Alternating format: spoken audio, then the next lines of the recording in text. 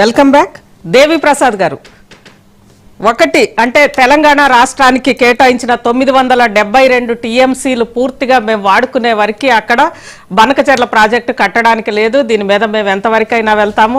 మా ప్రభుత్వం స్టాండ్ ఇది, కాంగ్రెస్గా మా పార్టీ స్టాండ్ ఇది అని అనేది ఇప్పుడే కాంగ్రెస్ నాయకులు అంటున్నారు. రియాజ్ గారు అంటున్నారు, ఏంటి ప్రభుత్వం స్టాండ్ అదే అయినప్పుడు మీ స్టాండ్ అదే అయినప్పుడు ఇద్దరు కలిసి కేంద్రం మీద ఒత్తిడి చేసి ఆంధ్రప్రదేశ్ మీద ఒత్తిడి చేయించడానికి ట్రై చేస్తారా?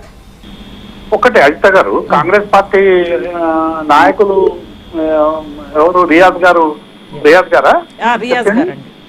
సరే, రియాజ్ గారు చెప్పింది సరైనటువంటి పద్ధతిలో పోతే ఇక వైరుధ్యం ఎందుకు అజిత గారు?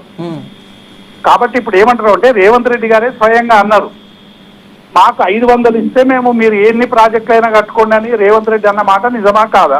ఒకటి. రెండవది, ఉత్తమ్ కుమార్ రెడ్డి గారు ఒక సందర్భంలో 700 టీఎంసీలని 763 762 అని ఆయన అన్నాడు. అసలు ఇప్పుడు మనం ఫైనల్ స్టేజ్ లో ఉన్నాం అజిత గారు. ఎందుకంటే బోర్డు ఏవైతే అలొకేషన్స్ ఉన్నాయో వాదనలు అయిపోయినాయి. ఇప్పుడు ఇంకా కొన్ని మిగతా వాదనలు నడుస్తున్నాయి. త్వరలోనే మనకు నికర జలాలు ఎంత అనేది మనకు వచ్చేటువంటి అవకాశం ఉంది. కాబట్టి నికర జలాలు అలాట్మెంట్ సందర్భం కాకముందే అబద్ధాలు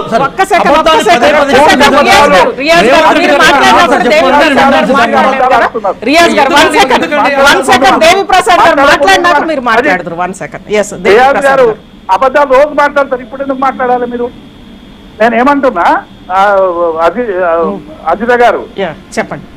500 అన్నది నేను వీడియో వినిపించమంటే వినిపిస్తా, 760 వినిపించమంటే వినిపిస్తా, 3 కూడా నా దగ్గర ఉన్నాయి, మీకు పంపించమంటే పంపిస్తా, మీరు ప్లే చేయండి. నేను ఏమంటున్నా, ఇవాళ నికర జలాలకు సంబంధించినటువంటి మనకు ఫైనల్ హియరింగ్ రావడం వలన మన తెలంగాణ ప్రాంతానికి లాభం జరిగేటువంటి అవకాశం ఉంది. ఈ సందర్భంలోనే కింది స్థాయిలో వరద జలాల పేరు మీద కింద ప్రాజెక్టులు కడితే రేపు భవిష్యత్తులో ప్రాజెక్టులు కట్టినమనేటువంటి పేరు మీద మాకు అలకేట్ చేయమనేటువంటి హక్కును పొందేటువంటి ఒక కాన్స్పిరసీలో భాగంగా ఈ బంకచెర్ల నిర్మాణం జరుగుతున్నదని తెలంగాణ వాళ్ళందరూ కూడా ఆలోచిస్తున్నారు. కాబట్టి ఇటువంటి టైంలో కేంద్ర ప్రభుత్వం వాటికి డిపిఆర్ కానీ వరద జలాలకు సంబంధించినటువంటి ఇంతవరకు దేశంలో కానీ ప్రపంచంలో కానీ ఇంతకుముందే చెప్పిన వరద జలాల ఆధారంగా ప్రాజెక్టులు మేము కట్టుకుంటామంటే కేంద్ర ప్రభుత్వం అనుమతించినటువంటి దాఖలాలు ఎక్కడ ఉన్నాయి. కాబట్టి ఇవాళ కేంద్ర ప్రభుత్వం ఇవాళ ఏదైతే ఈ అప్రైజల్ రిపోర్ట్ పంపిరో వరద జలాల ఆధారంగా నికర జలాలు కేటాయింపు లేకుండా, కాబట్టి ఈ బంకచెర్ల ప్రాజెక్టు వల్ల తెలంగాణ ప్రాంతానికి చాలా నష్టం జరుగుతుంది అనేటువంటిది మేము చాలా స్పష్టంగా చెప్తున్నాం. కాబట్టి ఇవాళ కాంగ్రెస్ పార్టీ ఇవాళ అధికారంలో ఉన్నటువంటి పార్టీ, కాబట్టి డెఫినెట్ గా దీని మీద ఫైట్ చేసి తెలంగాణ ప్రజల హక్కుల్ని కాపాడాలని అంటారు. ఎందుకు మాకు అనుమానం వస్తున్నదంటే, ఇవాళ మహారాష్ట్ర లేఖలు రాసినా కర్ణాటక లేఖలు రాసినా వాటి మీద ఇప్పటి వరకు ఆ ప్రభుత్వాలకు సంబంధించినటువంటి భయాందోళనలు తీర్చవలసినటువంటి దేవి ప్రసాద్ గారు ఇక్కడ ఒక్క విషయం అండి. ఒకవేళ కాంగ్రెస్ ప్రభుత్వం గాని పార్టీ గాని బనకచెర్ల మీద కేంద్ర ప్రభుత్వం దగ్గర నిలదీద్దామని బనకచెర్లకు వ్యతిరేకంగా వెళ్దామంటే మీరు కలిసి వెళ్ళడానికి సిద్ధమా? ఎందుకు వెళ్ళమండి? ఇట్లా 500 ఇస్తామంటే ఎందుకు పోతామండి? న్యాయమైనటువంటి వాటా కోసం ఫైట్ చేస్తే లోపల ఒకటి బయట ఒకటి చెప్పి ఇవాళ మొత్తం తెలంగాణ ప్రాంతాలన్నీ కూడా చాలా ఎవడొస్తాడండి వీళ్ళంట? కాబట్టి మేము ఏమంటున్నాం, మీరు నిజాయితీగా మనకు రావాల్సినటువంటి నీతి. ఒక్క సెకండ్ దేవి ప్రసాద్ గారు, రియాజ్ గారు ఒక విషయం చెప్తారు. నేను చెప్పినాక చెప్పండి. రియాజ్ గారు స్టూడియోలో ఉన్నట్టు కాంగ్రెస్ పార్టీకి సంబంధించినటువంటి లైన్ వాళ్ళు చెప్పనివ్వండి, నేనేం దాన్ని వ్యతిరేకిస్తలేదు. ఇవాళ ఎందుకంటే కృష్ణా గోదావరి నీళ్లకు సంబంధించినటువంటి విషయంలో ఇవాళ తెలంగాణ ప్రజలకు ఉండేటువంటి అన్ని అనుమానాలని అన్ని హక్కుల్ని ఇవాళ తీర్చాల్సినటువంటి బాధ్యత అధికారంలో ఉన్నటువంటి కాంగ్రెస్ పార్టీ ఉంది.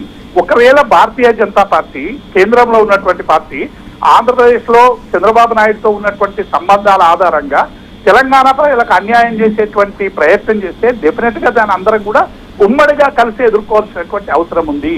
కాబట్టి ఇటువంటి సందర్భంలో మీ లైన్ ఏందని అడుగుతున్నాం. కాంగ్రెస్ పార్టీ దీని మీద ఇప్పటి వరకు స్పందించడం లేదు. నేను స్పందించేదాకా స్పందించదు. ఇవాళ మేము మాట్లాడగానే ఉత్తమ్ కుమార్ రెడ్డి మాట్లాడతాడు, ఇంకొక ఆయన మాట్లాడతాడు. కానీ మేము తెలంగాణ ప్రజల హక్కుల్ని రక్షణ కల్పించడంలో మీరు ఎందుకు వెనకబాటుతనం ప్రదర్శించారు? దేవి ప్రసాద్ గారు, మీరు బీఆర్ఎస్ గా ఏమైనా కేంద్రం మీద పోరాడతారా? బనకచెర్ల నిర్మాణాన్ని నిలిపివేయాలి అని చెప్పి మీరేమైనా కేంద్రం మీద పోరాడతారు. నేను ఏమంటున్నాండి, ఇది ఇప్పుడు మన ట్రిబ్యునల్లో మనకు జరగాల్సినటువంటి పరిస్థితి ఉంది. ఒకవేళ ఇవన్నీ కూడా పక్కకు పెట్టి రేపు ప్రాజెక్ట్ నిర్మాణానికి పోతే డెఫినెట్ గా లీగల్ గా మేము అవసరమైతే సుప్రీంకోర్టుకు పోతామని కూడా చెప్పినాం కదా. డెఫినెట్ గా పోతాం. ఆప్తాం. ఈ ప్రభుత్వం నిమ్మకు నీరెత్తకుండా నిలబడితే డెఫినెట్ గా మేము చేసేటువంటి ఒక ప్రతిపక్ష పార్టీగా మేము అనుసరించాల్సినటువంటి పద్ధతి మేము డెఫినెట్ గా అనుసరిస్తాం. కానీ ఇలా వ్యవస్థగా ప్రభుత్వం ముందుకు రావాల్సినటువంటి అవసరం ఉంది. ప్రభుత్వం చొరవ తీసుకోవాల్సినటువంటి అవసరం ఉంది. ప్రభుత్వం తెలంగాణ ప్రజల హక్కుల్ని కాపాడడానికి ఇలా ముందుకు వస్తున్నటువంటి అవసరం ఉందని చెప్పి మేము డిమాండ్ చేస్తున్నాం. అజిత గారు.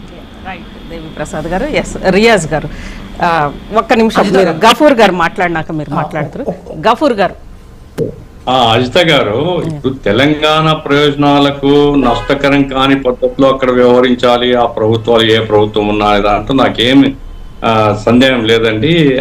భిన్నాభిప్రాయం కూడా లేదు. ఎందుకంటే ఏ ప్రభుత్వమైనా తమ ప్రాంత ప్రయోజనాలను కాపాడుకోవాలి. కాబట్టి వాళ్ళు గోదావరి రివర్ వాటర్ ట్రిబ్యునల్ ఇంతకుముందు ఒక అవార్డు ఉంది.